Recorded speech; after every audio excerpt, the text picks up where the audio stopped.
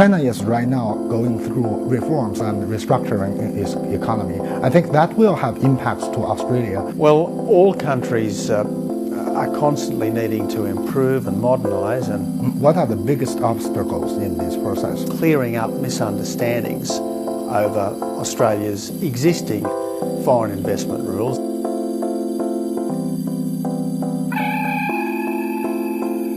我接下来要采访的是澳大利亚总理阿伯特。那么在2013年的时候呢，他领导澳大利亚自由党击败了由陆克文领导的澳大利亚工党。那么之后呢，开始担任总理。那么现在呢，澳大利亚的消息实际上大家非常关注，是因为这个政府呢正在全力的在寻找这个航班 MH370的这个残骸和黑匣子。在我们进行采访的时候呢，这个澳大利亚的这个军队实际上还在仔细的搜索黑匣子，那么已经把这个范围确定在几公里之内。那么接下来我们看一看今天他有什么样的说法。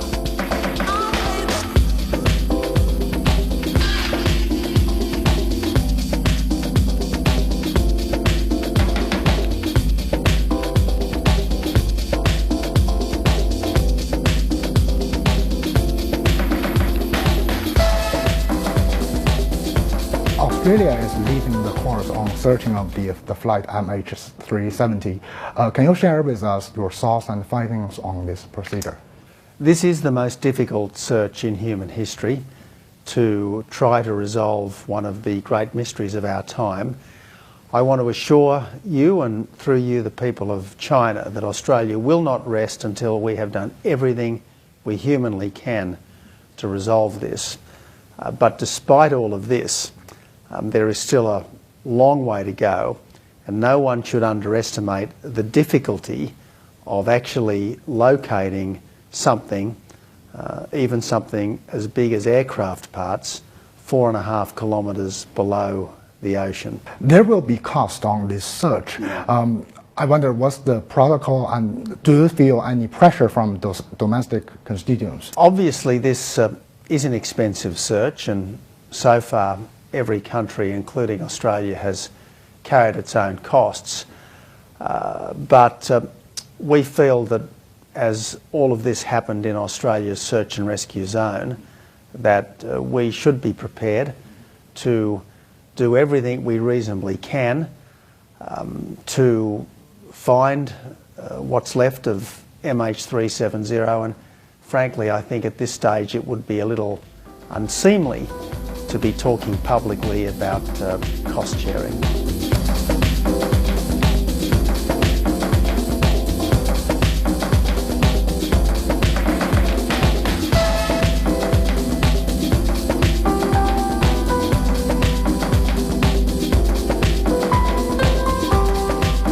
Besides the search, what's on your agenda, your top priorities toward China on this trip?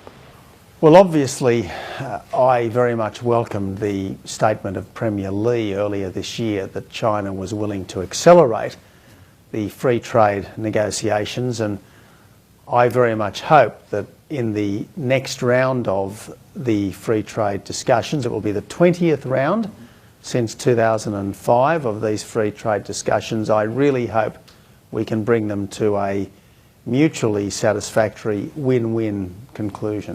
What are the biggest obstacles in this process? I think one of the issues from the Chinese side is investment, and one of the things that I've been able to do while I'm here in China is to explain that we have never actually rejected any state-owned enterprise major investment bid.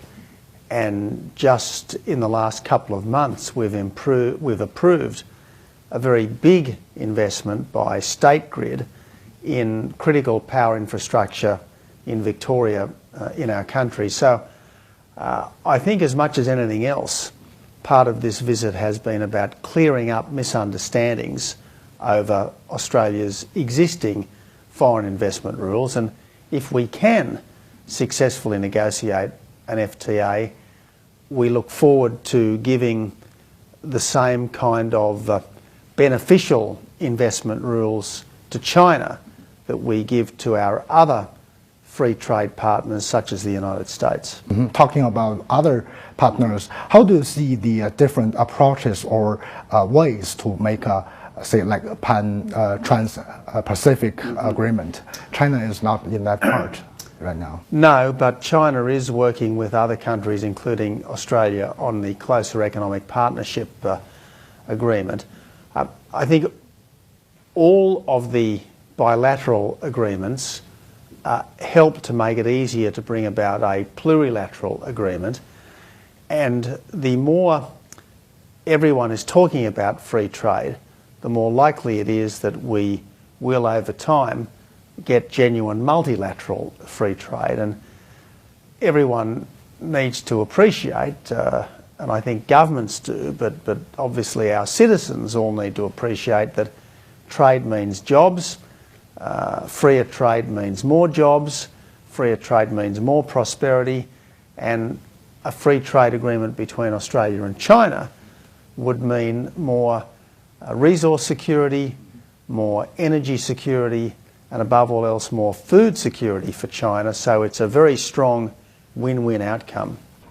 China has just this ADIZ, and Australia had the new pact with Japan and earlier with the United States. How do you see this coexistence of these different kind of arrangements? Well, I think China understands and respects the other relationships that Australia has, and the point I've been repeatedly making on this trip is that you don't win new friends by losing old ones, and you don't strengthen one friendship by weakening another friendship. And I want to make all of our relationships better and stronger, and I think that's been one of the outcomes of this trip.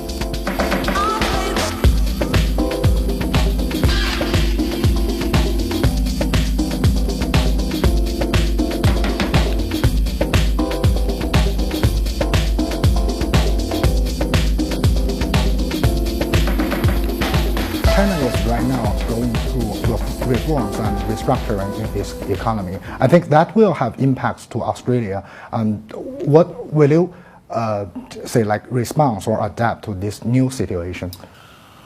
Well, all countries are constantly needing to improve and modernise, and this is true of Australia, no less than any other country. And I think it's good that Premier Lee is leading a modernisation and restructuring push here in China.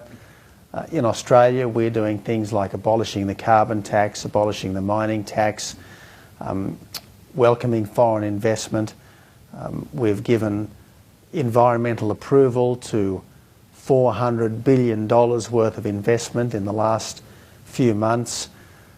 So all of this economic restructuring in both our countries will be good for trade, good for investment, and ultimately good for prosperity. Besides economic side, China is also rising as a regional power. Yes. How do you see this? I wonder, what's Australia's stance in this?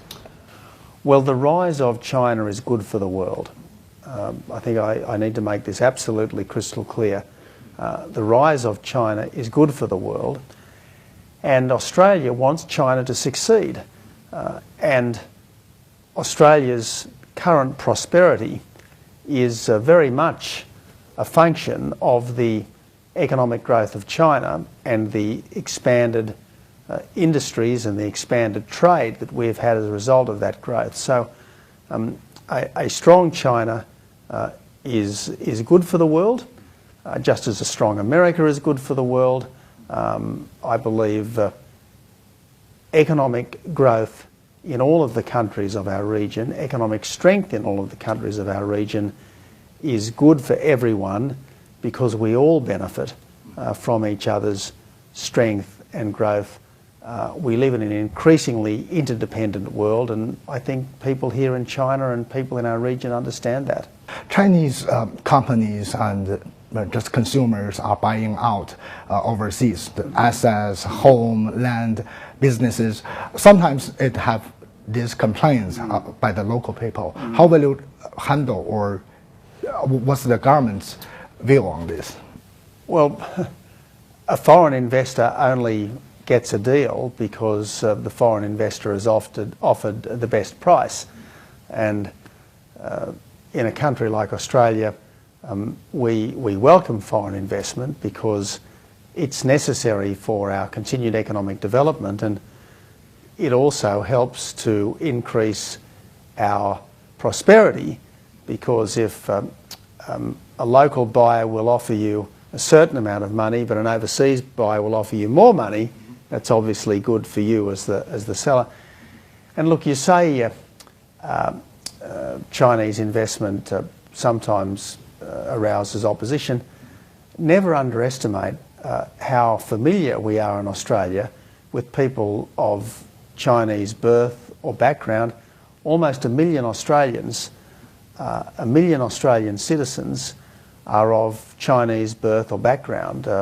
Mandarin, after English, is the most spoken language in Australia today. So I think we are very appreciative of China and very welcoming of Chinese people and Chinese investment.